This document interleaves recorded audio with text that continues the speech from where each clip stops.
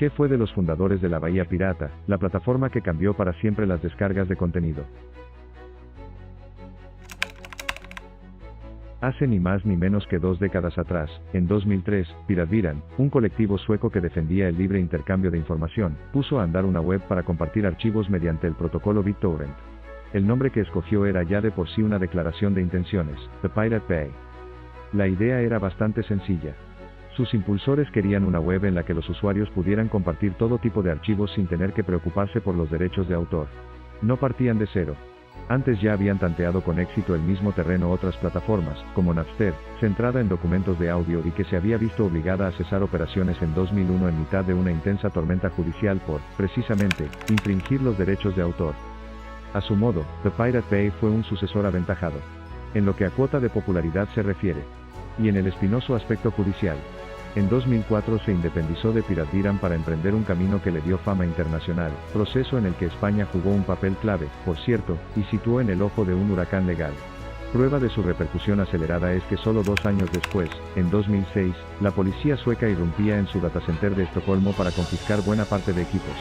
El golpe sirvió para cerrar la página, durante unos días. La plataforma sobrevivió a aquel golpe como lo haría a otros tan o más contundentes a lo largo de los años siguientes, intentos que entre otras cosas ayudaron a reforzar la fama internacional de la web. En 2007 sus creadores incluso llegaron a lanzar una campaña para recaudar fondos que le permitieran montar un tracker de BitTorrent a resguardo del control de las autoridades. Para semejante proyecto se fijaron en un refugio digno de los corsarios del siglo XXVII, Sealand, una antigua plataforma militar situada en aguas internacionales que hace décadas se autoproclamó Estado soberano e independiente, con su propia familia real. A principios de 2008 las autoridades asestaron otro varapalo a la plataforma al acusar a sus principales artífices de infringir derechos de autor. No mucho después eran condenados a 1 año de prisión, y el pago de 30 millones de coronas, unos 2,7 millones de euros. La mayoría de las penas de cárcel se recortarían en 2010, tras una apelación que derivó sin embargo en un incremento de la multa. Desde entonces la historia de la plataforma ha estado a la altura de los grandes bucaneros. En 2007 se filtraron mails que delataban los planes de una compañía para lanzarle un ataque 2, afrontó un supuesto cambio de manos del tracker que permitió que su control pasase a Reservella, y en diciembre de 2014 se enfrentó a una nueva redada que también se saldó con un cierre fugaz de la web. Todo esto aderezado con percances con sus dominios, y bloqueos regionales que han llegado a España, con decisiones judiciales y movimientos para limar su visibilidad. Los últimos datos de SimilarWeb muestran que el grueso de su tráfico lo acapara Estados Unidos, seguido de lejos por Canadá y Austria, Suecia y Sudáfrica repartiéndose el resto de un top 4 con porcentajes que no llegan, en ninguno de los casos al 3%. Si hay nombres que hayan compartido protagonismo con el de la propia plataforma The Pirate Bay es el de sus cofundadores Fredrik Neif, Gottfried Svartholm Warg y Peter Sunde, quienes se enfrentaron en 2009 a las severas condenas dictadas por la justicia por vulnerar derechos de autor, con sanciones que apelaron hasta toparse en 2012 con el rechazo de la Corte Suprema de Suecia. ¿Qué ha sido de ellos? Quizás el que más protagonismo mediático ha acapara a lo largo de los últimos años es Peter Sunde, alias Brocket, que acabó arrestado en Suecia a mediados de 2014 para cumplir una sentencia de 8 meses de prisión por violar los derechos de autor. Antes y después de aquello, Sunde se ha mantenido activo en el ruedo digital. En 2010 cofundó Flattr, una empresa de microdonaciones sociales, y en 2016 se lanzó Flattr Plus, una herramienta que permite a un usuario bloquear publicidad mientras financia aquellos medios que más visite.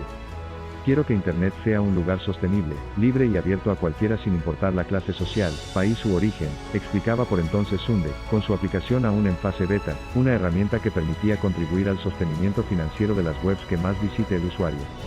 En los últimos años ha acaparado también titulares por su participación en especiales sobre la historia de The Pirate Bay, declaraciones polémicas o incluso la sentencia finlandesa que en 2021 concluía que entre 2005 y 2009 había ayudado a distribuir copias con copyright, una resolución que el propio Sunde llegó a calificar de kafkiana. Es extraño estar en un caso judicial de 16 años en otro país.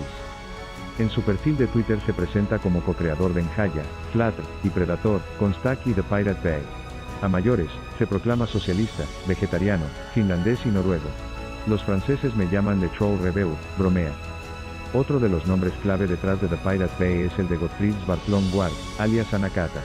Su historia es más compleja que la de Sunde, como señalaba en 2015 The Guardian. En 2012, tras la condena de 2011, Svartholm fue detenido en Camboya, desde donde se le trasladó a Suecia para que afrontara su sentencia. Su periplo judicial no acabó ahí. En 2003 se encaró de nuevo cargos de piratería y fraude y más tarde sería extraditado primero a Dinamarca y luego a Suecia. El resultado, no abandonó la prisión hasta bien entrado ya 2015. Lo que Gottfried quiere hacer ahora, más que cualquier otra cosa, es volver a su trabajo de desarrollo dentro de las TIC. Y por supuesto, lo primero de todo, volver a sentarse junto a un teclado después de casi 3 años alejado de uno, explicaba su madre en junio, solo unos meses antes de la liberación de Gottfried Barthold. Desde entonces no ha trascendido gran cosa sobre sus actividades. El tercer nombre en la crónica de The Pirate es Fredrik Neij. Las autoridades lo arrestaron a finales de 2014 en la frontera de Tailandia, mientras intentaba cruzar desde Laos. También conocido como Tiamo, abandonó la cárcel en junio de 2015. Valió la pena pasar tiempo en prisión por The Pirate Bay, si se considera cuánto significa el sitio para la gente, explicaba Fredrik en una entrevista con Torrent Freak. Y concluía, es genial estar de vuelta en casa con los niños. Dejando a un lado la familia, estaba ansioso por ponerme al día con Doctor Who y Archer. Y para poner fin a las merecidas vacaciones de mi hígado con una cerveza grande. En otoño de 2019 Torrent Freak publicaba que la policía sueca había decidido abandonar una investigación criminal relacionada con The Pirate Bay y en la que Neij era el principal sospechoso. Él siempre había negado cualquier participación reciente en la web y los agentes, siempre según la información de Torrent Freak, no habría encontrado pruebas contundentes que mostrasen lo contrario. Les llevó bastante tiempo darse cuenta de que ya no dirijo The Pirate Bay.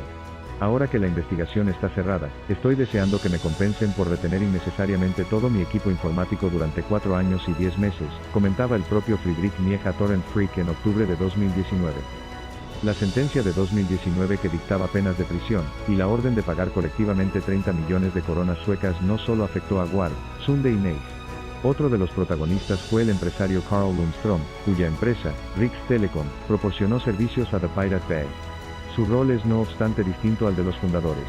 No tengo ninguna conexión con Lundström, tenemos ideales políticos muy diferentes. Además, no tiene una conexión real con TPB. Me molesta mucho que sea parte del caso, reconocía Sunde a The Arts Technica en 2012. Una historia llena de sentencias, detenciones en países remotos, cárcel e incluso intentos por hacerse con plataformas en mitad del océano que componen una de las crónicas más apasionantes de la historia de la red. La tecnológica. Y la legal.